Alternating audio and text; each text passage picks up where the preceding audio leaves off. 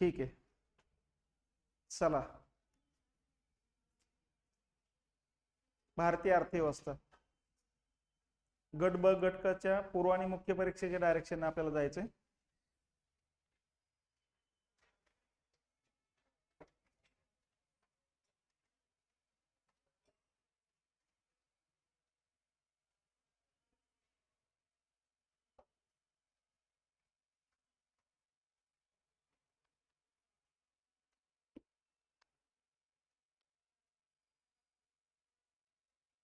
आता येणाऱ्या कालखंडात 2024च्या जागा जवळपास एमपीएससी कडून 21,000 जागा भरल्या जाणार आहे. त्यापैकी 8 ते 10,000 जागा गट ब गट क च्या असणार आहेत. त्यामध्ये पण PSI/STIच्या 800 सध्या ऐकतोय, पण या 1200 पर्यंत जातील. ठीक आहे. STIची जागा 350-400 ऐकतोय, ते आणखी 200-250 वाढतील ते. ठीक आहे. सगळ्यात जास्त जागा मग क्लर्क आणि टॅक्स असिस्टंटच्या असतील. तर ह्या हिशोबानं जवळपास 8 ते 10,000 जागा गट ब आणि गट क त्या असतील. एमपीसी कडे परत एमपीसीने मागणी केलेली आहे की तलाठी भरती आणि पोलीस भरतीचे सुद्धा आम्ही परीक्षा घेऊ शकतो म्हणून. मग आता भ्रष्टाचाराचे प्रकरण जास्त ओपन झालेच, जर सरकारवर दबाव निर्माण झाला तर हे पद पण एमपीसी कडे येऊ शकतात. ठीक आहे. त्यामुळं असं काही हे नाही केलं काही येणारच नाही, कारण अगोदर दुय्यम लेखाच्या ज्या होत्या रजिस्टरच्या त्या नव्हत्या, इकडे यायला लागल्या. क्लर्क नव्हत्या अगोदर, क्लर्क यायला लागले. म्हणजे 2-3 वर्षापूर्वी जर बघितल्या तर नुसतं टॅक्स असिस्टंट म्हणजे ते टॅक्स असिस्टंट, डिपार्टमेंटल PSI आणि MVI वगैरे जे काही पद राहायचे हे फक्त गट क मध्ये राहायचे. क्लर्क समजून घ्यायचे 2012 पासून सुरुवात झालेली. 2012च्या अगोदर क्लर्क वगैरे भरती एमपीसी करत नव्हती. तर त्यामुळे आणखीन बाकीचे जर ऍड झाल्यात तर मग मोठ्याला त्या जागा निघतील बघा. आणि इथून पुढे लगातार 3-4 हजार दरवर्षी निघणारच आहे, हे लक्षात घेतले पाहिजेत. फक्त आता या वर्षी थोडे जास्त राहतील, निवडणुकीचं वर्ष पण आहे आणि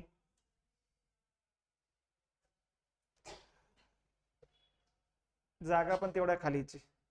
कारण मागच्या लगातार 4-5 वर्षापासून सरकारनं फक्त जेवढ्या रिकाम्या जागा होत्या, दरवर्षी जेवढे रिटायरमेंट होत होते त्यातले 10% जागा भरत होती, म्हणजे 90% जागा त्या खाली पडलेल्या आहेत. म्हणून आता उपमुख्यमंत्र्यांनी काल परवा घोषणा केली होती की मागच्या वर्षी टार्गेट होतं 75,000 जागा भरायचं आणि 26 जानेवारी नियुक्ती पत्र द्यायचे आहे त्यांना.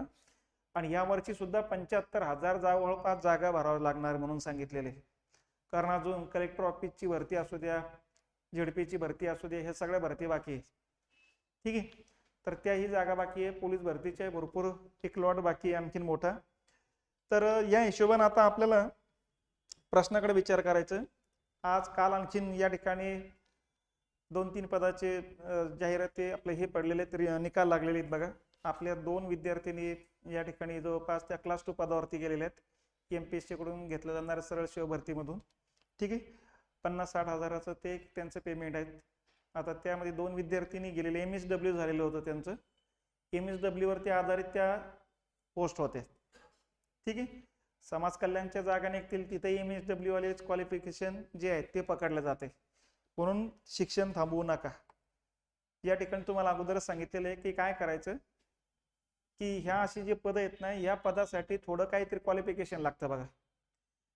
त्याच्यानंतर आणखीन तुम्ही आरोग्य क्षेत्रातले जर तुम्ही सायन्सची 12वी असाल तर आणखीन 2-3 महिन्याचे कोर्सेस असतात.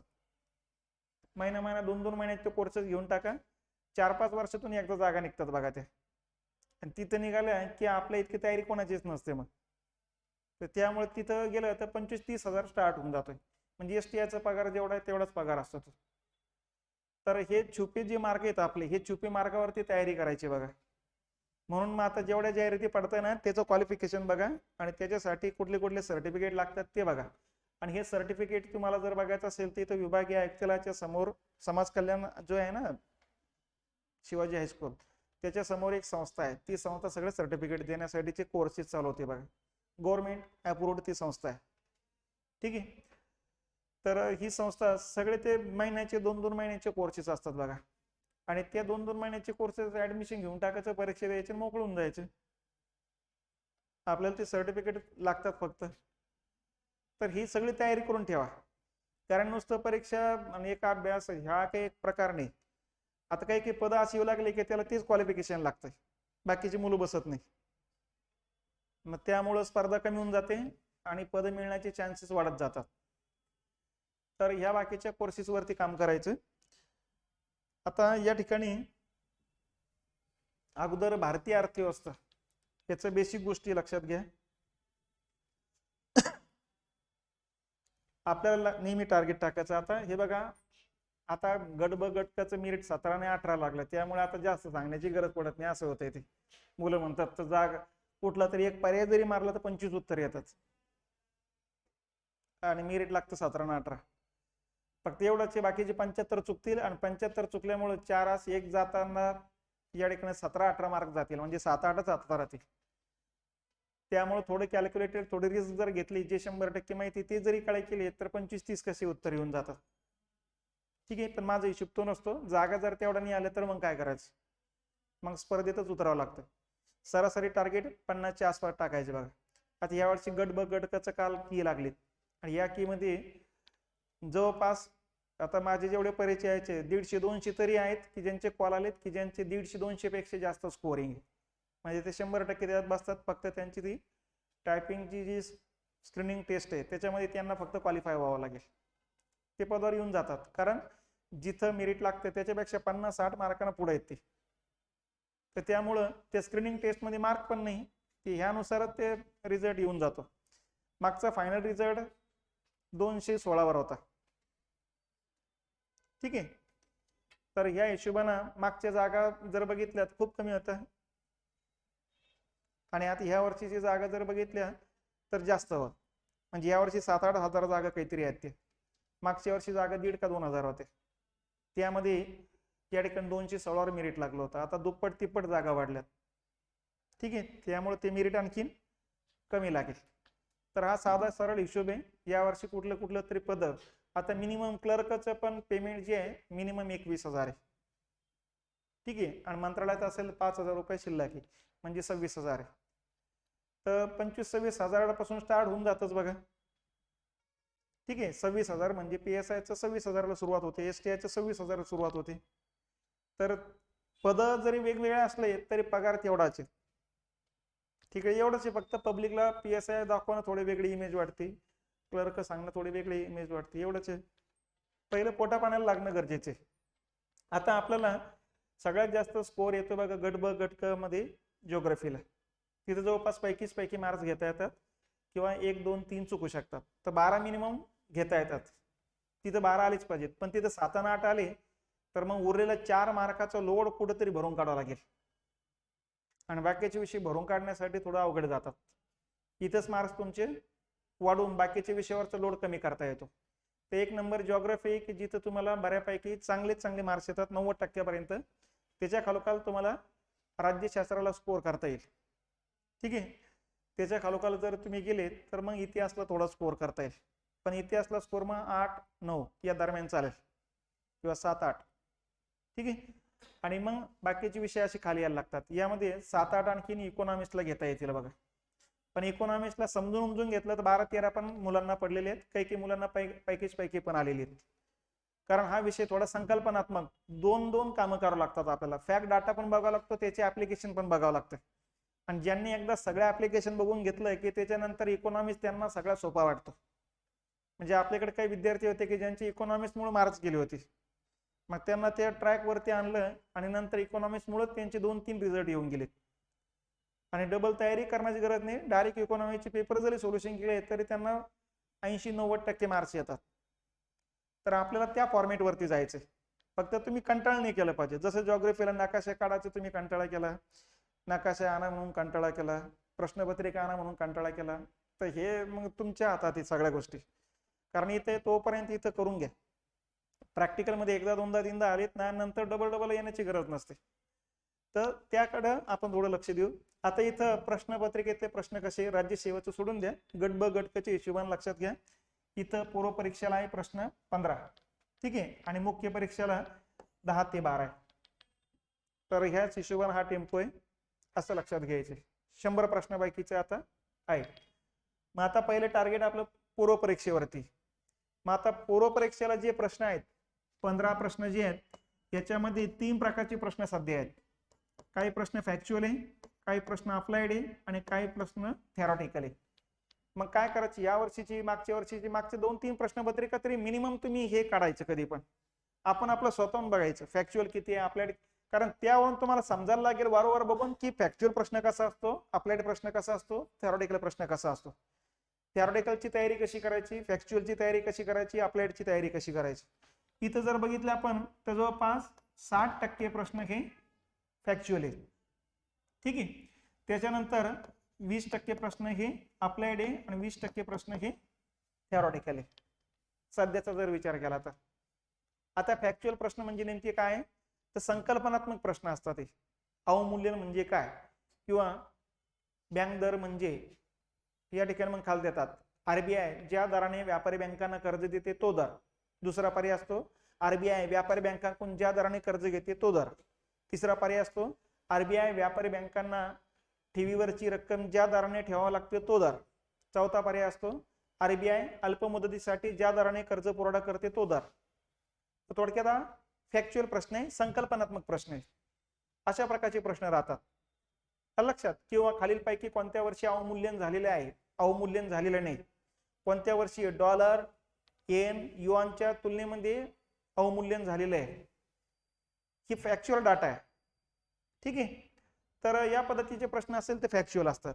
आता आपले ऍप्लिकेशन टाईपचे प्रश्न म्हणजे काय, तर आता कुठलाही जो मुद्दा घेतला त्या मुद्द्याचं या ठिकाणी तुम्हाला उपयोजन करता आलं पाहिजे.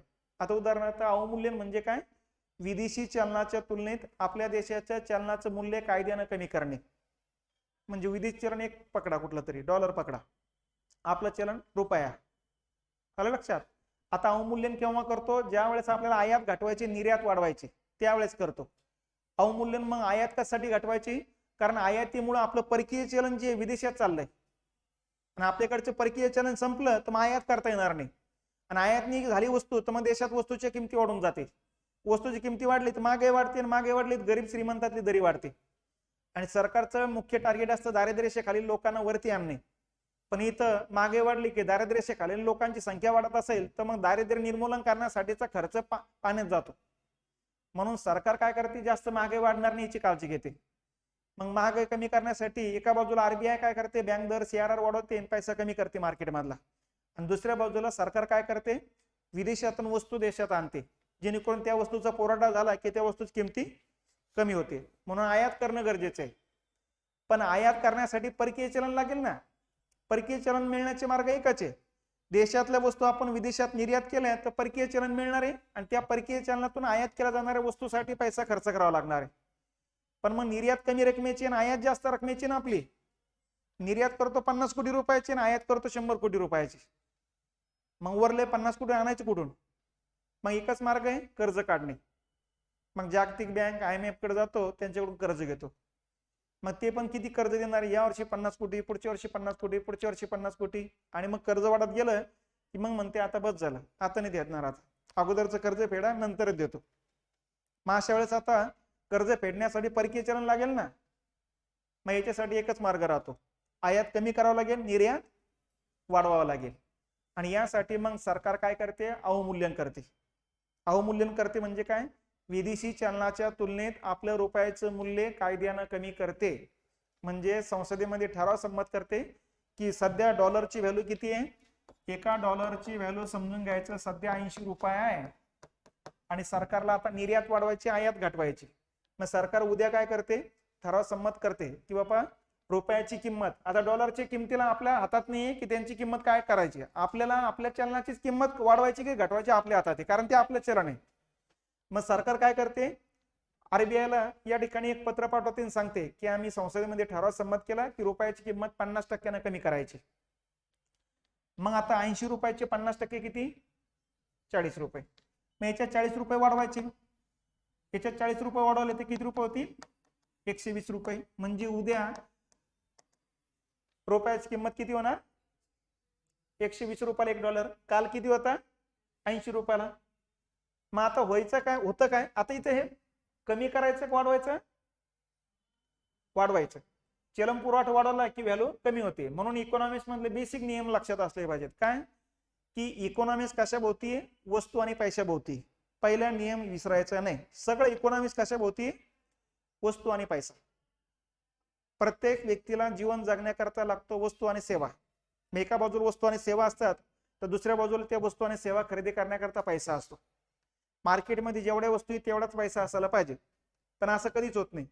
कधी पाणी पाऊस चांगला असतात वस्तू भरमसाठ येतात आणि पैसा तेवढा राहत नाही.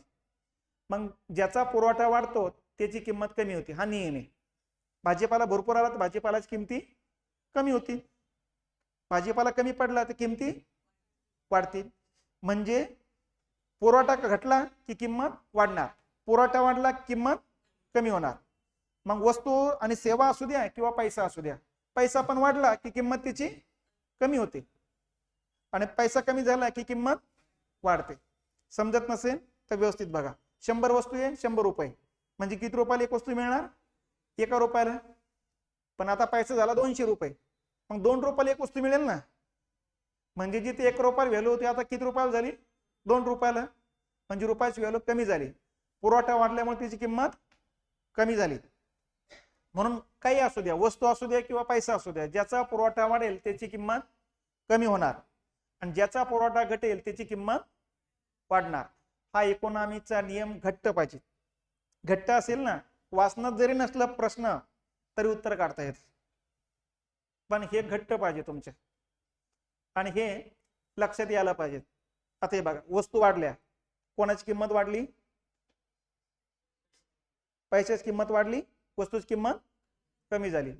पैसा वाढला, पैशाची किंमत कमी झाली, वस्तूची किंमत वाढली. झालं क्लिअर? हा, फक्त हात काढल्यानंतर तुमची उत्तर यायला पाहिजे. आले लक्षात? हात होता म्हणून तुम्ही उत्तर देत होते. मग आता सांगा, वस्तूचा पुरवठा वाढला की पैशाची किंमत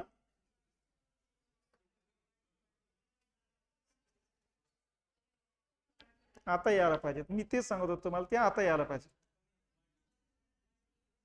रुपयाची किंमत वाढते कारण त्याचा पुरवठा वस्तूच्या तुलनेत कमी आहे ना.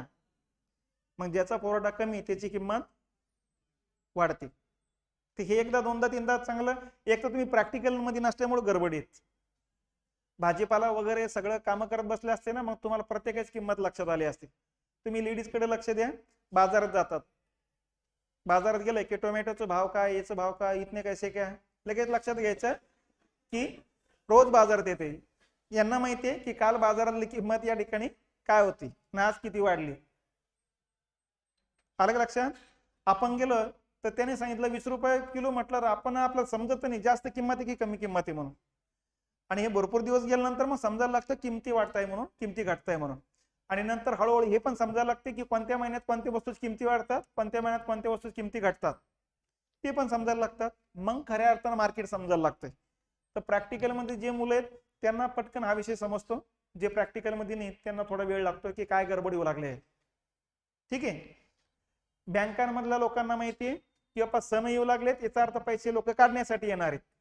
सण संपले की लोक पैसा टाकण्यासाठी येणार आहेत, त्यांना माहिती असतं. ठीक आहे. 31 येऊ लागलं तर कोणी पैसे टाकण्यासाठी थोडंच येणार आहे, सगळेच जण इकडे तिकडे सुट्टे मनवण्यासाठी जाणार आहे. मग पर्यटकांना माहिती आहे की कोणत्या कालखंडात आपल्याकडे ग्राहक येणार आहे, कोणत्या कालखंडात ग्राहकांची संख्या कमी असते, मग कोणत्या कालखंडात डिस्काउंट द्यायचं आणि कोणत्या कालखंडात डिस्काउंट देण्याची गरज नाही. तर ह्या सगळ्या गोष्टी, सगळं जे आहे आपल्या भोवतालीचे वस्तू असू द्या, सेवा असू द्या, ह्या सगळ्या आहेत. ठीक आहे. तर इथं अगोदर बेसिक गोष्टी कंप्लीट करायच्या. इथं प्रश्न 60% जे आहेत हे पैकी यायलाच पाहिजेत, याच्यात गडबड होता कामा नये. सिलेबस इकॉनॉमिक्सचा छोटा आहे, मोठा कशामुळे होतो? एकच संकल्पना वेगवेगळ्या अँगलला राबवावं लागते. आलं लक्षात? ते ऍप्लिकेशन टाईपच्या प्रश्नाचं उत्तर काय मला ते अगोदर सांगू द्या. काल 80 रुपयाला $1 होता, आज रुपयाचा पुरवठा वाढवला म्हणून रुपयाची किंमत कमी झाली. आले का लक्षात? रुपयाची किंमत कितीने कमी झाली? 50% कमी झाली. 80 रुपयाला $1 होता ना, आता डॉलरची किंमत झाली 120 रुपये, म्हणजे रुपयाचे व्हॅल्यू कमी झालं, म्हणजे रुपयाचा पुरवठा वाढला. परिणाम काय होतो बघा, काल विदेशातली एक वस्तू $1 होती, म्हणजे किती रुपयाला होती? 80 रुपयाला. आज विदेशातली वस्तू 120 रुपयाला, कारण ती $1लाच आहे, पण $1 घेण्याकरता 120 रुपये लागू लागले की. म्हणजे माझ्यासाठी, आपल्या भारतीयांसाठी विदेशातली वस्तू महाग झाली की स्वस्त? महाग झाली, 50% महाग झाली ना, म्हणून आपण 50% आयात कमी करतो. एवढा किमतीचं कोण करणार आहे खरेदी? मग आयात घटते आणि दुसऱ्या बाजून निर्यात वाढते. निर्यात कशी वाढते ते बघा. आता मी विदेशातला आहे, मी $1 दिला, भारतातल्या वस्तू घेण्याकरता अगोदर रुपये घ्यावा लागेल मला. मी $1 देणार आरबीआयला आणि आरबीआय मला किती रुपये देत होते? 80 रुपये. आणि 80 रुपये समजून घ्यायचे 80 वस्तू येतात, ₹1 एक वस्तू आहे. दुसऱ्या दिवशी रुपयाची किंमत कमी झाली, मी $1 दिला तर मला आरबीआय किती रुपये देऊ लागले? 120 रुपये. रुपयाची वस्तूची किंमत काल ₹1 होती, आज पण ₹1. मग काल एका $1 मला 80 वस्तू येत होत्या, आज एका $1 120 वस्तू येऊ लागल्या. मग मी पण म्हणतो यार भारतातले 50% सेल लावला की काय, मग मी पण एका $1चे घेण्याच्या ऐवजी $5 घेणार. मग विदेशातले लोक भारतीय वस्तूंची जास्तीत जास्त मागणी करणार, याचा अर्थ आपली निर्यात वाढणार. आणि एका बाजूला आयात घटणार, दुसऱ्या बाजूला निर्यात वाढणार. तर अशा पद्धतीने आयात घटून निर्यात वाढवण्यासाठी सरकार ज्या मार्गाचा अवलंब करते त्याला म्हणायचं अवमूल्यन.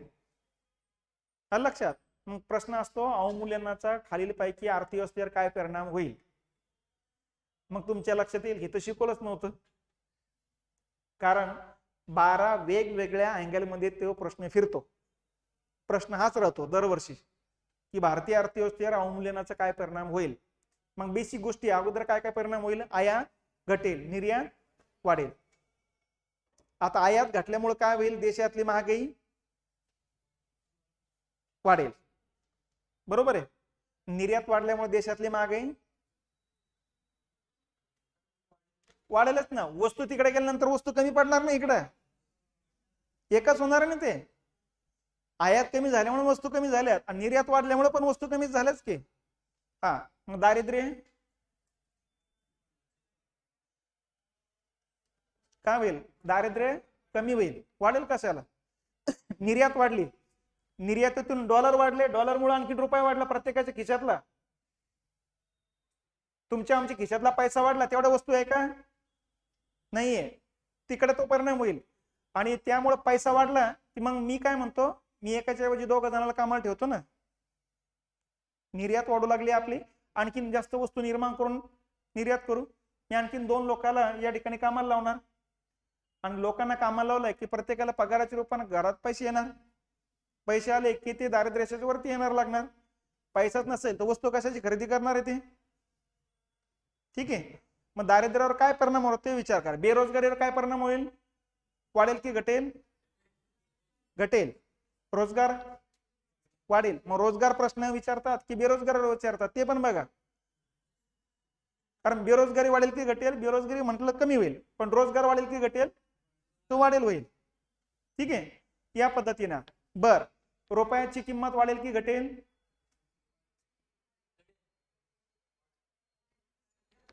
एकच उत्तर यायला पाहिजे सगळ्याचं. हे बघा, तुमच्या आमच्या खिशातला पैसा वाढेल की घटेल? वाढेल. निर्यात वाढली ना, मग डॉलर येणार, डॉलरच्या रूपाने पैसा वाढणार आणखी. मग पैसा वाढला की त्याची किंमत कमी होणार. मग त्याची किंमत कमी होणार याचा अर्थ महागाई वाढणार. पैसा वाढला म्हणजे वस्तू तेवढ्या नसेल तर साहजिकच महागाई वाढणार आहे. पण लोकांना रोजगार मिळाला की लोक वस्तू पण वाढवतील. आलं की लक्षात? मग कितीतरी अँगल ना बघून घ्या एकदा. जेवढे अँगल आहे ना, म्हणजे जेवढे प्रकरण आहे ना, तो मुद्दा सगळ्या प्रकरणात फिरवा. आणि सगळ्या प्रकरणात एकदा फिरून झालं की मग ती संकल्पना क्लिअर झाली. आणि याच्यासाठी वेळ लागतो बघा. सिलेबस खूप छोटा आहे, पण मग 12 अँगल मधून प्रत्येक संकल्पना फिरवता फिरवता फिरवता वेळ लागतो. आणि हे 10-12 संकल्पना फिरवता फिरवता वेळ लागतो. आणि नंतर मग तुम्ही इतकं आमच्या पुढे चालतात,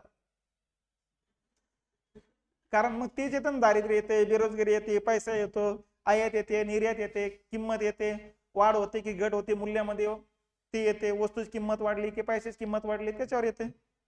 मग लक्षात येतं तेच तोच पण आहे सगळा. आणि नंतर प्रश्न बघितलेत मग लक्षात यायला लागतं याचं उत्तर काय असू शकतं. आणि इथपर्यंत जायचं आपल्याला. मी शिकवलेलं जसं तसं येण्याची शक्यता 10%. कोणतंही पुस्तक वाचलं त्यातून प्रश्न जशी तशी येण्याची शक्यता 12-15%. बाकीचे 85% प्रश्न तुम्हाला तुमचं डोकं लावूनच काढावं लागेल. आणि याच्यासाठी ज्या बेसिक गोष्टी, ही बेसिक गोष्ट आहे, ही बेसिक गोष्ट माहीत असेल तुमच्या पैकी उत्तर येणार. पण बेस जर तुमचा नसेल, या बेसिक गोष्टीच माहिती नसेल, तर त्या ठिकाणी मग तुमचे उत्तर येण्याची शक्यता कमी. नंतर कसं असतं, आपल्या मेंदूची सवय काय आहे, जे वाचण्यात आलं तेच खाली दिसलं ना पर्याय, मग उत्तर आपण पैकीच पैकी मारतो. ठीक आहे, ज्ञान आणि अज्ञानामधला हाच फरक आहे ना. मेंदूचं पहिलं डोक्यावर काम करा, ज्ञान आणि अज्ञानातला फरक हाच आहे. मी म्हटलं भारताचे पंतप्रधान कोण आहे, तर असं एक तरी आहे का की ज्याला माहित नाही? सगळ्यालाच माहिती ना. आणि मी म्हटलं युगंडाचे कोण आहे, मग एक तरी आहे का त्याला माहिती आहे? तर ज्ञान आणि अज्ञानातला पहिला फरक समजून घ्या. हा जर गोष्ट लक्षात आली तर मग दुसरा याच्यावर नियम तयार होतो. जो प्रश्न सोपा कशाला म्हणायचं, ऐकण्यात, वाचण्यात, लिहिण्यात, चर्चेतून गेला की तो आठवतो आपल्याला. जो ऐकण्यात, वाचण्यात गेलाच नाही, जसं युगंडाचे अध्यक्ष कोण, कधी वाचण्यात आले, कधी बघण्यात आले, कधी ऐकण्यात आले, कधी चर्चा झाली त्यांच्याबद्दल नाही, त्यामुळे माहित नाही ते. आणि म्हणून ज्या गोष्टी ऐकण्यात, बघण्यात आलेल्या आहेत ना, ते ज्ञात. आणि ज्या गोष्टी ज्ञात आहे ना, त्याचं उत्तर 3 किंवा 4था पर्याय. आणि ज्या गोष्टी आपल्याला अज्ञात आहे ना, त्याचं उत्तर शक्यतो 1 किंवा 2 पर्याय असतो. मग टोले मारताना पण बरोबर लावण्यासाठी हे बेसिक गोष्टी माहिती पाहिजे. एकदा 1 नंबर, एकदा 2 नंबर, एकदा 3 नंबर, एकदा 4 नंबर पर्याय आणलेत ना, मग 4 मधून 1 उत्तर येण्याची शक्यता 25%. 4 पर्याय मारले, 4 प्रश्न मारले, ते 1 उत्तर लागण्याची शक्यता आहे तुमची. 3 जाण्याची शक्यता आहे. 3 गेले म्हणजेच 1/4. त्या हिशोबानं इथं 25.25 मार्क तुमच्या हातात येतोय. आले लक्षात? पण जर हे ज्ञान अज्ञान ह्या गोष्टी आपण लक्षात घेतल्या ना, तर इथून हे शक्यता वाढते 50% उत्तर येण्याची. 50% उत्तर आलं तर 2च चुकतात. 2 चुकतं म्हणजे अर्धा मार्क जाणार, म्हणजे 1.5 मार्क आपले शिल्लक राहणार. 2 मार्क आलेले आहेत ना अगोदर, या 2 चुकले गेल्यामुळे अर्धा जाणार, 1.5 मार्क शिल्लक येणार. अगोदर 25च येत होते, 1.5 येणार म्हणजे 6 पटीनं मार्क्स वाढणार. लक्षात येत आहे का? प्रोबॅबिलिटीच्या नियमावरती काम करायचं. म्हणून अभ्यास एका पातळीपर्यंत चालू द्या. एकदा 1 किंवा 2 रीडिंग झाल्यात ना, बस झालं, पुरेसं आहे. आता या बाकीच्या गोष्टीवर लक्षात घ्यायचे. हे कोणी बाकीच्या गोष्टीवर येतच नाही बघा. जे येतात ना ते 10 ते 12 मार्क्स इतरांपेक्षा शिल्लक घेऊन मोकळे होऊन जातात बघा. मग आपल्याला वाटतं त्यांनी ना आपण तर सारखीच पुस्तक वापरले होते, गडबड कुठे आहे? तर गडबड या ठिकाणी त्या पेपरचं विश्लेषण करण्यावरती. म्हणून मी वारंवार सांगतो, पेपर प्रश्नपत्रिका सोबत ठेवा, सिलेबस सोबत ठेवा. सिलेबस पाठच करून टाका ना, 6-7 ओळी तर ते आहेच किती. ठीक आहे, आता समजलंय फॅक्च्युअल अप्लाइड. मग फॅक्च्युअल प्रश्न कसा आहे की भारतानं अवमूल्यन खालीलपैकी कोणत्या वर्षी केलं, असा प्रश्न आला की फॅक्च्युअल आहे. 3च वेळेस अवमूल्यन झालंय, 49, 66, 91. 49ला 30.5% केलं अवमूल्यन रुपयाचं, 66ला 36.5% केलं आणि 91ला 21.5% केलं. हा पण फॅक्ट डाटा लक्षात ठेवा. तिसरा फॅक्ट डाटा काय, 49ला फक्त डॉलरच्या तुलनेत केलं, 66ला डॉलर आणि पाऊंडच्या तुलनेत केलं आणि 91ला डॉलर, पाऊंड, मार्क, फ्रँक आणि येनच्या तुलनेत केलं. तर हा एवढा डाटा म्हणजे फॅक्ट डाटा आहे. फॅक्ट डाटावर प्रश्न आला की उत्तर पाठ असतं. जसं मागच्या वेळेचा प्रश्न होता, खालीलपैकी कोणत्या वर्षी अवमूल्यन झालेले नाही. पहिला पर्याय 1949, दुसरा पर्याय 1966, तिसरा पर्याय 1978 आणि चौथा पर्याय 1991. मग लगेच लक्षात येत आहे 78ला झालेलं नाही. ते याला म्हणायचे फॅक्च्युअल प्रश्न. लक्षात. आणि आपल्याकडे प्रश्न कसा, अवमूल्यनाचा भारतीय अर्थव्यवस्थेवर काय परिणाम होईल. मग पहिला पर्याय भारताची निर्यात वाढेल, दुसरा पर्याय भारताची आयात वाढेल, तिसरा पर्याय निर्यातीचं मूल्य वाढेल, चौथा पर्याय आयातीचे मूल्य वाढेल. अ ब कडे टाकलेत त्यांनी, अ ब कडे. आता हा निर्यात वाढणार की निर्यातीचं मूल्य वाढणार, आणि आयात वाढणार की आयातीचं मूल्य वाढणार. क्लिअर कट आहे, निर्यात वाढणार, निर्यातीचे मूल्य नाही वाढणार. ठीक आहे, मूल्य कोणाचं वाढणार, आयातीचे मूल्य वाढणार. आयातीचे मूल्य वाढले म्हणून आयात घटणार आहे. आलं लक्षात? मग त्यांचं उत्तर राहील निर्यात वाढणार आणि दुसरा आयातीचे मूल्य वाढणार. हे 2 पर्याय तुमचं उत्तर राहील. समजतं ना? आता मूल्य म्हणजे काय, हे बघा, निर्यात केल्या जाणारी वस्तू त्याची किंमत कमी झाल्यामुळे निर्यात वाढू लागली, ती म्हणजे मूल्य त्याचं घटलेलं आहे. आणि आयात कमी झाली कारण आयातीचे मूल्य वाढलेले. जी वस्तू 80 रुपये येत होते ती 120 रुपये मिळू लागली ना, त्यामुळे आयातीच्या केल्या जाणाऱ्या वस्तूच्या किमती वाढल्या. म्हणजे आयात मूल्य वाढले. आलं लक्षात? तर असं समजून उमजून चालावं लागेल. इकॉनॉमिक्सला अशी घाई गडबड नाही चालणार. आणि मग एक एक मुद्दा समजून घ्यायचा, पुढे चालायचा, समजून घ्यायचा. आहेत किती संकल्पना? 70-80 संकल्पना आहेत त्या. एक संकल्पना समजून घेतली की बघा, अवमूल्यन, मूल्यघट, चलन संकोच, रुपयाची परिवर्तनीयता, आयात पर्यायीकरण. लक्षात? त्याच्यानंतर शिल्कीचे अंदाजपत्रक, तुटीचे अंदाजपत्रक, समतोल अंदाजपत्रक, शून्याधारित अंदाजपत्रक. म्हणजे प्रत्येक प्रकरणात 5-5, 6-6 संकल्पना आहे. 10-12 प्रकरणे 5-5च्या हिशोबाने किती होणार ते असे? 80-90. आणि फक्त नुसतं संकल्पनाच क्लिअर करू नका, त्याचा परिणाम काय काय होणार? चांगला, वाईट, अल्पकाळासाठीचा, दीर्घकाळासाठीचा, दृश्य स्वरूपात काय परिणाम आहे, अदृश्य स्वरूपात काय परिणाम आहे. आडवं उभं एकदाच करून घ्या आणि नंतर लक्षात येईल अरे सगळा सोपा विषय हा. तिथपर्यंत जाण्यासाठी संयम ठेवा.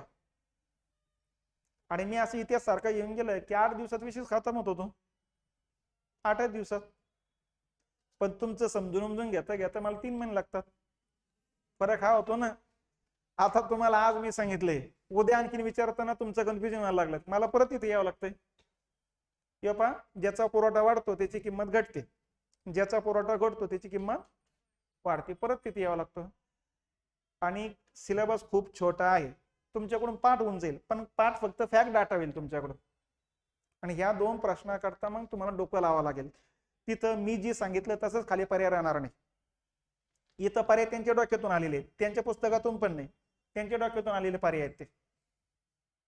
आणि म्हणून मग अज्ञान असलेली माहिती आली की मग आपल्याला वेळ लागतो, म्हणून इथं वेळ लागतो बघा. ठीक आहे, चला आता इथले लक्षात आलंय. पुढे मेन्सला गेले तर मेन्सला जवळपास या ठिकाणी 50% प्रश्न फॅक्च्युअल असतात आणि जवळपास 30 ते 40% प्रश्न हे अप्लाइड असतात, 10% प्रश्न हे थेरॉटिकल असतात. यावर्षी मेन्स पहिल्यांदा झालेली एकत्र. तर याला सध्याचा रेशो हा होता, 50% प्रश्न फॅक्च्युअल होते, 40% प्रश्न अप्लाइड होते आणि 10% प्रश्न हे थेरॉटिकल होते. थेरॉटिकल म्हणजे काय? एखाद्या गव्हर्नमेंटच्या पुस्तकातले दशाच ओळी घेतात 2-3 आणि त्याला अ ब क नाव देऊन टाकतात आणि विचारतात योग्य कोणते आणि अयोग्य कोणते म्हणून. असा तो फॉर्मॅट असतो, त्याला म्हणायचं थेरॉटिकल. म्हणजे ते पुस्तक वाचनातून जायला पाहिजे जे आयोगानं रेफर केलेले.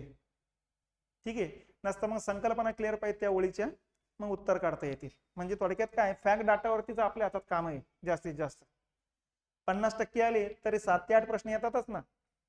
म्हणून मी इथंच याच्यावरच काम करण्याचं पहिले घेतो. 7 ते 8 मिनिमम घेऊन टाका, कारण आणखीन कमी होणं म्हणजे दुसऱ्या विषयावर लोड वाढणं येतो. ठीक आहे, आणि ऍप्लिकेशन थोडं थोडं समजून घेत चला, कारण हे संख्या आता आणखीन वाढणार आणि याची गॅरंटी कोण घेणार आहे? आणि अचानकच वाढून गेलं काय घेत?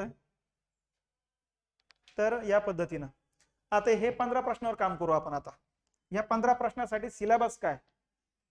आता हे सिलेबस लक्षात घ्या. हे बघा, 19 प्रकरणे. हे आता फोटो काढून घ्या तुम्ही. आता एवढे 19 प्रकरणं आपल्याला घ्यायची आणि एवढा सिलेबस. याच्यामध्ये एक प्रकरण पण ऍड करू नका तुम्ही, काहीच नका करू. आता हे प्रकरण भरपूर वाटत असेल तुम्हाला. ओरिजिनल हे प्रकरण 5-6 फक्त मी काय केलं, तुम्ही सिलेबस ज्यावेळेस बघसाल ना तर सिलेबस मध्ये असा शब्द टाकलेला आहे. ठीक आहे, हा एक शब्द टाकला, हा एक शब्द टाकला, मग जसे जसे शब्द टाकलेत मी तसे तसे लिहून काढलेत ते. ओरिजिनल काय आहे? हा एक मुद्दा, 2, 3, 4, 5 हे एकच प्रकरण आहे.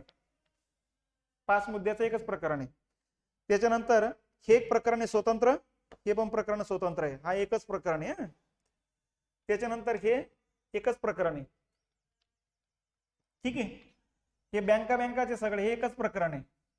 1, 2, 3, 4, 5 हे एकच प्रकरण आहे. आणि हे एक प्रकरण आणि हे एक प्रकरण, म्हणजे की झालंय 1, 2, 3, 4, 5, 6, 7, 8 8च प्रकरण आहे. हे प्रकरण नाहीच येत असं. अर्थव्यवस्थेत घुसण्यासाठी जनरल माहिती पाहिजे आपल्याला. आले का लक्षात? आणि पूर्व परीक्षेला हे टॉपिक दिलेलाच नाही त्यांनी, पण याच्यावर दरवेळेस एक प्रश्न येतोय. म्हणून मग कन्फ्युजन होतं की सिलेबसच दिलेलं नाही, मग प्रश्न कसा येऊ लागला, म्हणून इकडे घेतला आपण त्याला. याच्यावर मेन्सला सिलेबस आहे. मग तसे करायला गेलं तर मग किती प्रकरण होते जर सोडून दिलं तर?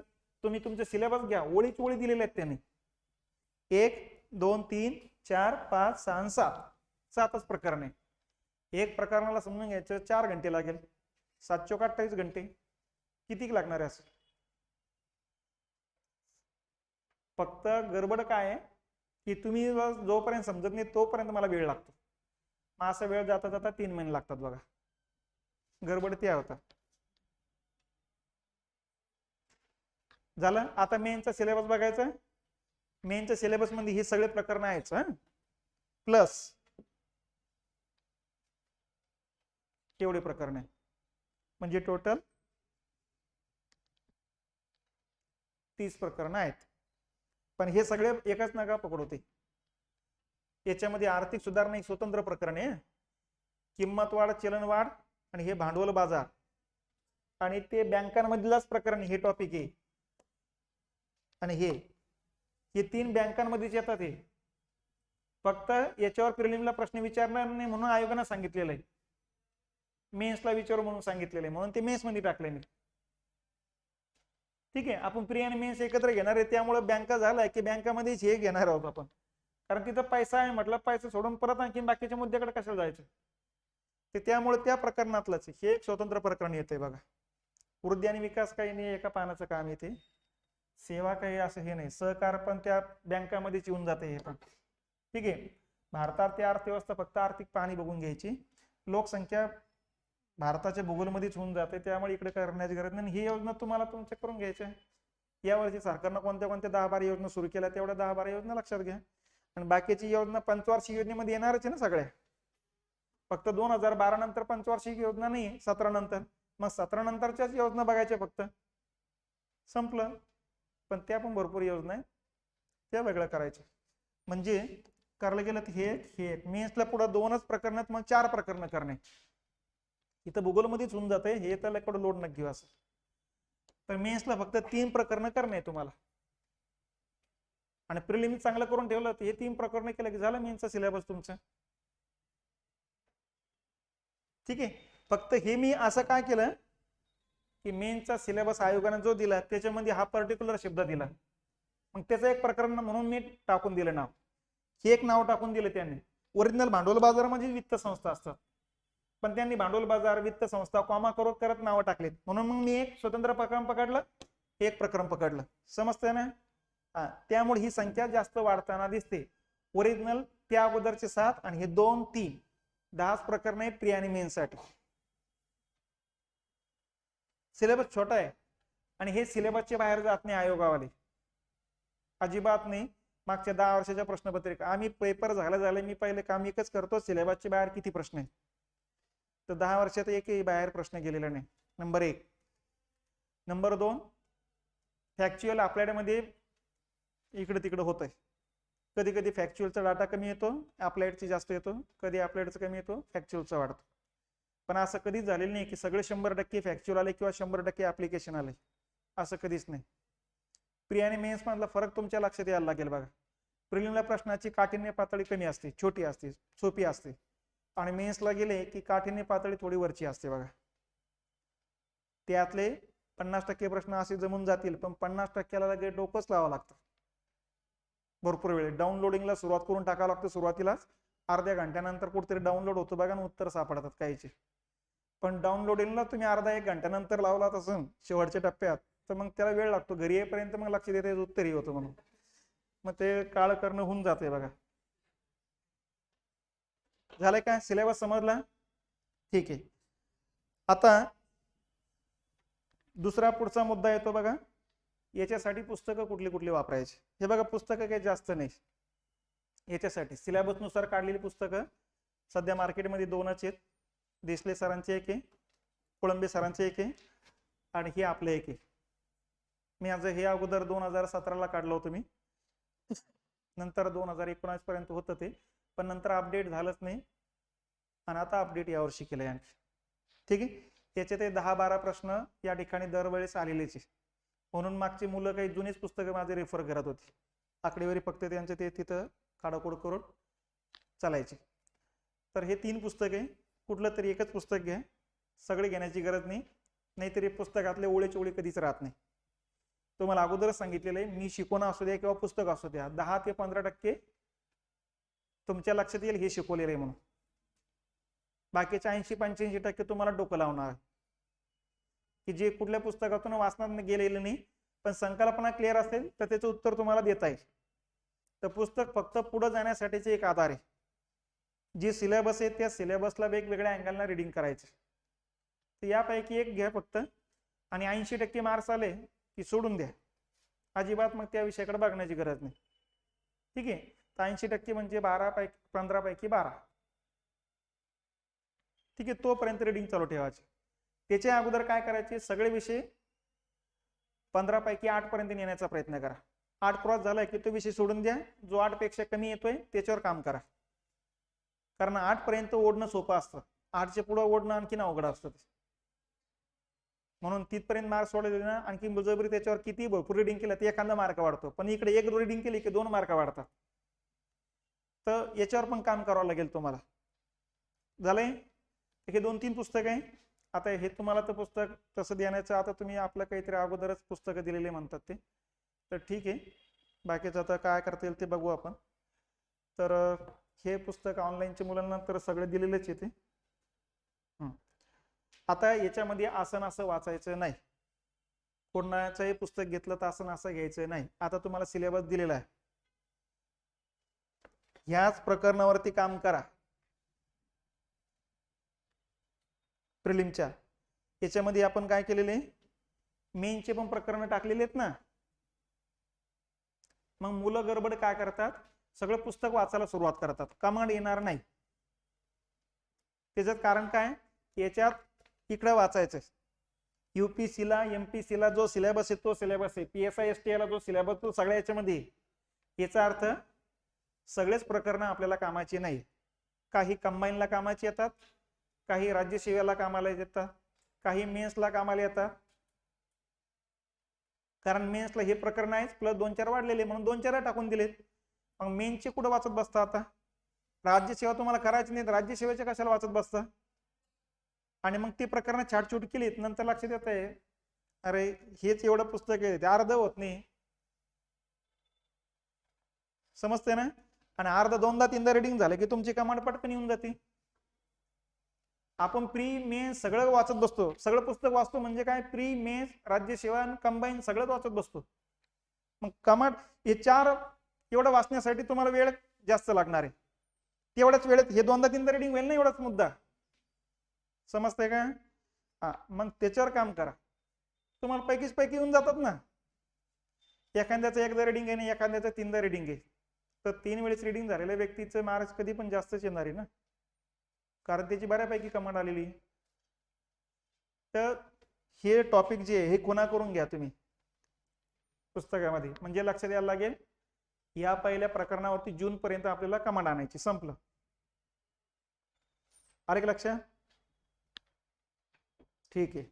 आता बेसिक पुस्तकं कुठली कुठली ते पण लक्षात घ्या. खाली बेसिक बुक्स लिहा. मग यो पुढे मी आता इथं फोटो घेतलेलाच आहे ना तुम्ही. आता बेसिक पुस्तक आहे 11वी आणि 12वी अर्थशास्त्राची पुस्तक आहे ती. ठीक आहे. 11वीचं जे आहे ए आणि बी सेक्शन आहे बघा. ए सेक्शन मध्ये 5-6 प्रकरण आहे, बी सेक्शन मध्ये 5-6 प्रकरण आहे. आपल्याला फक्त ए सेक्शन कामाचं आहे, बी सेक्शन आपल्या कामाचं नाही. ठीक आहे. आणि 12वीला सुद्धा ए सेक्शन आणि बी सेक्शन आहे, यातलं फक्त बी सेक्शन कामाचं आहे आपल्याला. ए सेक्शन आपल्या सिलेबसलाच नाहीये. आता सिलेबस तुमच्या लक्षात आलाच ना, तिथं प्रकरण वाचा तुमच्या लक्षात यायला लागेल. आणि बी सेक्शन मधले पण सगळे प्रकरण प्रिलिमला कामाला नाही, काही मेन्सला कामाला येतात. तर या हिशोबाने तुम्ही तुमचं तयार राहा. झालं इथपर्यंत. आणि बेसिक नियम लक्षात घ्या. बेसिक नियम काय, मग प्रत्येक विषयाचं तुम्हाला अगोदरच सांगितलेलं आहे की बेसिक जी रूल आहे ते पहिल्यांदा लक्षात ठेवा. भूगोलाचा काय रूल सांगितलेला आहे, 3 गोष्टी सांगितलेल्या आहेत तुम्हाला. ओरिजिनल एकच गोष्ट करायची तुम्हाला, नकाशा वाचन. पण नकाशा वाचायचं म्हणजे काय वाचायचं बऱ्याच जणांना समजत नाही, म्हणून मग त्यासाठी 2 गोष्टी तुम्हाला माहिती असाव्या लागतात. एक तर अक्षवृत्ताची माहिती आणि भूरूपाची माहिती. मग ती भूरूप पण तुम्हाला सांगितलेलं आहे, नेमकी काय समजायचं. नकाशामध्ये ती सांगित नाही इथं मैदानी इथं पठारी म्हणून. नकाशामध्ये रंगावून समजून घ्यायचं कुठं मैदानी कुठं पठार आहे. हिरवा रंग असेल मैदान, पिवळा रंग असेल पठार, गडद चॉकलेटी रंग असेल पर्वत. मग कुतूहल तयार होतं अरे कोणता पर्वत या, मग तिथं नावं बघायची. ठीक आहे. मग पर्वत ते काय समजून घ्यायचं, तिथं तापमान कमी असणार आहे, पाऊस जास्त असणार आहे, झाडी जास्त असणार आहे, मृदा तांबड्या रंगाची असणार आहे. पाऊस जास्त असेल तर तांबड्या रंगाची माती असते. मैदान आहे तर झाडी पर्वतीय भागापेक्षा कमी असणार आहे, पाऊस पण पर्वतीय भागापेक्षा कमी असणार आहे. मैदानी प्रदेशात पाऊस आणखीन कमी का, कारण तापमान जास्त आहे. तापमान जास्त आहे म्हणजे धुलीकण प्रसरण पावतात, तेवढं तिच्यात बाष्प बसण्यासाठी बाष्प असायला पाहिजे. तेवढं बाष्प नसेल तर ढगत तयार होत नाही, आणि ढगत तयार होण्याची प्रोसेस कमी असेल तर पाऊस कमी. म्हणून पश्चिम राजस्थानामध्ये वाळवंट का तयार होतं, त्याचं कारण हेच मैदानी प्रदेश येतो आणि तापमान जास्त, त्यामुळं ढग तयार होण्याची प्रोसेस कमी आणि बाष्प कमी जातं तिथपर्यंत, त्यामुळे वाळवंट तयार होतं ते. म्हणून तो बेसिक नियम एक भूरूपाचा आणि दुसरा अक्षीवृत्ताचा. विषुवृत्तापासून जसजसं ध्रुवाकडे जाणार तसतसं तापमान कमी होणार, थंडी वाढत जाणार. विषुवृत्तीय भागात पाऊस जास्त असतो तर ध्रुवीय भागात पाऊस कमी आणि बर्फवृष्टी जास्त असते. रंग पण सांगितलं, मग जास्त तापमानाचा परिणाम काय होतो मानवावर. विषुवृत्तीय भागात काळ्या रंगाचे व्यक्ती असतात, ध्रुवीय भागात केसासहित पांढऱ्या रंगाचे असतात.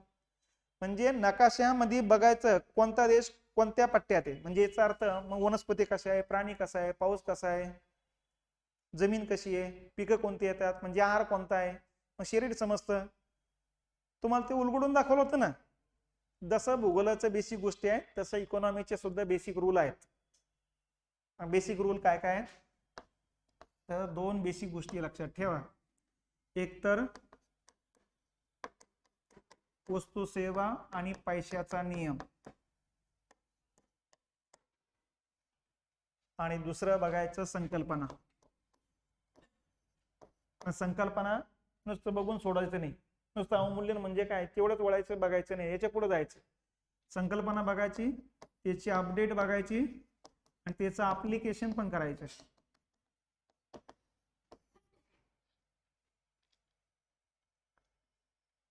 ठीक आहे. या दोन गोष्टी आपल्याला काम करायचं बघा, आणि या दोन गोष्टी विसरायच्या नाही, एवढं लक्षात ठेवा.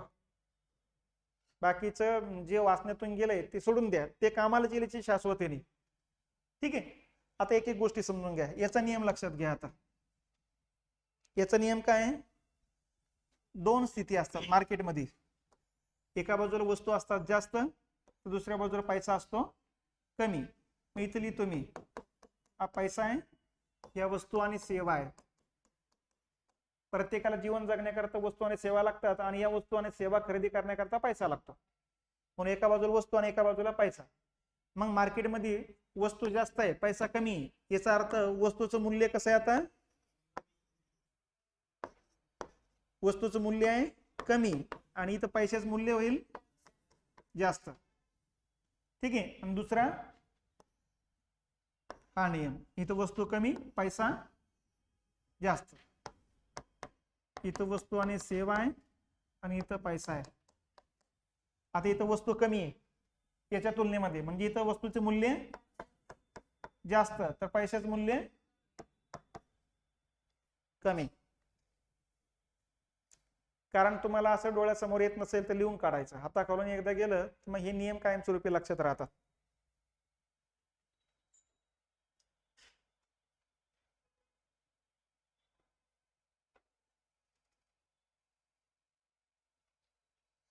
ठीक आहे. आता इथं बघायचं, आता याच्यावर काम करा. इथं पैसा वस्तू जास्त आहे म्हणून त्याचं मूल्य कमी आहे, आणि पैसा कमी म्हणून त्याची किंमत जास्त आहे. आलं लक्षात. मग आता मी म्हटलं वस्तू ज्यावेळेस मार्केटमध्ये वाढतात त्यावेळेस पैशाची किंमत, इथं नजर हटी दुर्घटना घटी, वस्तू ज्यावेळेस वाढतात त्यावेळेस पैशाचं मूल्य जास्त होते. आणि मी ज्यावेळेस म्हणेल की वस्तूचं मूल्य कमी असेल तर पैशाचं मूल्य जास्त ना. इथं वस्तूचं मूल्य कमी आहे, याचा अर्थ पैशाचं मूल्य जास्त आहे. इथं वस्तूचा पुरवठा जास्त आहे, तिथं पैशाचा पुरवठा कमी आहे. मी इतकेच जागेत विचारणार आहे, दुसरं काय विचारणार आहे? मी हेच विचारणार आहे, हे किंवा हे. मी म्हटलं वस्तू वाढल्या मार्केटमध्ये की वस्तूची किंमत कमी होते. हे बघा, वस्तू वाढल्या की वस्तूची किंमत, पैसा कमी असेल तर पैशाची किंमत. आता पैसा इथं वस्तू कमी आहे म्हणजे वस्तूची किंमत, आणि इथं पैसा वाढला म्हणून पैशाची किंमत. समजलं? फक्त हे डोळ्यासमोर आणा, आणि डोळ्यासमोर येत नसेल तर मग अवघड होईल ना ते. कारण हे बेसिक नियम नको बदलायला पाहिजे तुम्ही. मग आता ऍप्लिकेशन करा. ऍप्लिकेशन कसं करायचं? लोकांकडचा पैसा वाढला असं मी म्हटलं. आता त्याचा अर्थ वस्तूची किमती वाढतील की घटतील? वाढतील. कारण पैसा वाढला तेवढ्या वस्तूंनी वाढल्या तर वस्तूची किमती वाढायला लागतील ना, बरोबर आहे? हा, लोकांकडचा पैसा वाढला की मग पैशाची किंमत वाढेल की घटेल? घटेल, कारण पैसा वाढला म्हणतोय आपण. लक्षात? मी म्हटलं पैसा वाढला मग वस्तूची किंमत वाढेल. पुरवठा नाही म्हटलं मी, किंमत म्हणतोय. थोडं याच्यावर काम करा. हे तुम्हाला जमलं ना, मग इकॉनॉमिक्स मग आपल्या डाव्या हाताचा खेळ आहे. पण इथं जर तुम्ही गडबड करत असेल तर मग तुम्हाला पुढे जाण्यात भरपूर अडथळे येणार आहेत. हा पहिला मुद्दा. आणि दोनच नियम आहे. आता याच्यात आणखीन थोडं पुढे जा. ज्यावेळेस मार्केटमध्ये वस्तू जास्त आणि पैसा कमी पडतो याला काय म्हणायचं? मंदी. याला म्हणायचं मंदी. आणि ज्यावेळेस पैसा जास्त वस्तू कमी त्याला म्हणायचं तेजी. तेजी म्हणजेच भाववाढ, महागाई. आणि मंदी म्हणजेच वस्तू जास्त होणे, पैसा कमी पडणे. पैसा कमी असेल तर मग मी रोजाना लोकांना ठेवणार आहे का? नाही. लोकांना रोजाना ठेवणार नाहीत, मग बेरोजगारी वाढेल. बेरोजगारी वाढली की साहजिकच लोकांना त्यांच्या मूलभूत गरजा पूर्ण करण्यासाठी पैसा नसतो. मग त्यातून सामाजिक गुन्हे वाढतात, चोरी, चपाटी, दरोडेखोरी. कारण पैसाच नाही ना, आणि घर तर चालवायचं आहे. मुलगा आजारी पडला, दवाखान्यात पैसे लागेल ना. मग असे देव करून ऑटोमॅटिक देव प्रसन्न होणार आहे काय? म्हणजे अर्थशास्त्रज्ञ म्हणतात सगळे नाटकं करता येईल पण पैशाचं नाटक करता येणार नाही. आणि यासाठी मग एकतर काम पाहिजेत, पण काम ते भेटूनही लागलं, मग चाकू पाहिजेत. कारण पैसा आणण्यासाठीचे दोनच मार्ग आहे. मग आपण एका मार्गाला लिगल मार्ग म्हणतो, दुसऱ्या मार्गाला इलिगल मार्ग म्हणतो. तर अशा पद्धतीने त्या गुन्ह्यात वाढ होऊन जाते बघा. तर मंदी वाढली तर आयात वाढेल की निर्यात वाढेल? निर्यात वाढेल. कारण निर्यात करण्यासाठी वस्तू आहे, आणि देशातलीच वस्तू खरेदी करण्यास ताकद नाही, विदेशातून कोण आणणार आहे? समजतंय ना? हा, ती जी आली तर आयात वाढेल की निर्यात? आयात वाढेल. पैसा भरपूर येईल ना, इथं नाही का, तिकडून मागू. आले का लक्षात? मग आयात वाढेल. देशातच वस्तू कमी पडू लागल्या, निर्यात कोण करणार आहे? तर सारासार विचार करत चला. समजलं का? बस, हा पहिला बेसिक नियम आहे. दुसरा बेसिक नियम काय? जेवढ्या संकल्पना आहेत त्या प्रकरणामध्ये येतील त्यावेळेस बघू आपण. असं सगळं एका नंतर एक लगे बघता येणार नाही आपल्याला. जे प्रकरण घेतलं त्यातल्या 5-6 संकल्पना असेल तेवढ्या क्लिअर करायच्या. मग संकल्पना क्लिअर झाली की तिची अपडेट माहिती. जसं आता तुम्हाला अवमूल्यन म्हणजे काय पहिले क्लिअर केलं की विदेशी चलनाच्या तुलनेमध्ये आपल्या रुपयाचं मूल्य कायद्यानं कमी करणे, त्याला म्हटलं जातं अवमूल्यन. झालं संकल्पना क्लिअर? मग तिची अपडेट. अपडेट म्हणजे काय? कधी कधी अवमूल्यन केलेले, कोणत्या चलनाच्या तुलनेत केलंय, किती टक्क्याने केलेलं आहे, तो फॅक्ट डाटा तेवढा पाठ करून टाकायचा आणि मग ऍप्लिकेशन करायचे त्याचं. अवमूल्यनामुळे मग दारिद्र्यावर काय परिणाम होईल, रोजगारीवर काय परिणाम होईल, बेरोजगारीवर काय परिणाम होईल, त्याच्यानंतर आरबीआयच्या बँक दरावर काय परिणाम होईल, देशातल्या बँकांवरती काय परिणाम होईल. आलं लक्षात? तर ह्या हिशोबानं मग तिचे ऍप्लिकेशन सगळ्या प्रकरणात बघायचे. लोकसंख्येवर काय परिणाम होईल, लोकसंख्या प्रकरणाला काम येईल. दारिद्र्यावर काय परिणाम होईल, दारिद्र्य नावाच्या टॉपिकवर काम येईल. बेरोजगारी काय परिणाम होईल, बेरोजगारी नावा टॉपिकवर काम येईल. राष्ट्रीय उत्पन्नावर काय परिणाम होईल, ती राष्ट्रीय उत्पन्न नावाच्या प्रकरणावरती लक्ष द्यायला लागेल. करावरती काय परिणाम होणार आहे ते कर रचनेमध्ये समजायला लागेल. व्यापारावर काय परिणाम होईल, व्यापार नावाच्या टॉपिक मध्ये लक्ष द्यायला लागेल. समजतंय ना? तर या पद्धतीनं त्या सगळे जेवढे प्रकरण आहे 10-12 प्रकरण, ते 10-12 याच्यामध्ये ते फिरवायचं. फक्त पहिल्या 5-6 फिरवेपर्यंत वेळ लागेल आणि नंतर मग त्यातला 10-12 पैकी 5-6 आता तुम्ही पटपट फिरवसाल, 5-6 थोडं वेळ लागेल. आणखी नंतर वेळ गेला की नंतर मग सगळ्याकडे तुम्ही फिरवायला सोपं जातात आणि मग तुम्हीच माझं दुरुस्त करायला लावतात, हे असं नाही असं आहे म्हणून. अरे लक्षात, कधी कधी माझे कोण गडबड होते ना, मग त्याच वेळेस तुम्ही ओरडायला सुरुवात करता, सर असं नाही, असं आहे. तर ठीक आहे, या पद्धतीने हे 2 मुद्दे क्लिअर पाहिजेत. आता जे प्रकरण आहे ती रिडिंगला लागा, कुठलं तरी एक घ्या. तुम्हाला आकडेवारीच्या आधारे चांगलं समजत असेल तर देसले सरांचं घ्या, संकल्पनात्मक घ्यायचं असेल तर आपलं आणि कोळंबे सरांचं कुठलं तरी एक घेऊन टाका. ठीक आहे. आणि एक एक प्रकरण झाल्यानंतर मग परत रिडिंग करा. अगोदर एकदा रिडिंग करून ठेवा. आपलं आता जिओग्राफीला भारताचं भूगोल आणखीन 2 प्रकरणातून, भारताच्या भूगोलमधून आपण महाराष्ट्राच्या भूगोलमध्ये जाऊ. ठीक आहे. शेती आणि उद्योग इकडे पण बघायचं आपल्याला, इकॉनॉमिक्स मध्ये पण, जिओग्राफी मध्ये पण आहे. मग आपण एका ठिकाणी कुठेतरी बघून घेऊ त्याला, आणि मग महाराष्ट्रात भूगोल झालं की मग इकॉनॉमिक्स मध्येच येणार आहोत आपण. ठीक आहे. थांबू आपण आता. ऑनलाईनच्या मुलांचं आता एकदा समजून घ्या, लेक्चर करून घ्या. मी तुम्हाला बरोबर जेवढं लेक्चर केलं ना 10 क्रॉस करून देतोच तुम्हाला. जिओग्राफीला 12 क्रॉस करून देतो. फक्त जेवढं सांगितलं तेवढं तुम्ही करा. तेवढं जर नाही केलं ना तर मग माझ्या हातात काही नाही राहणार.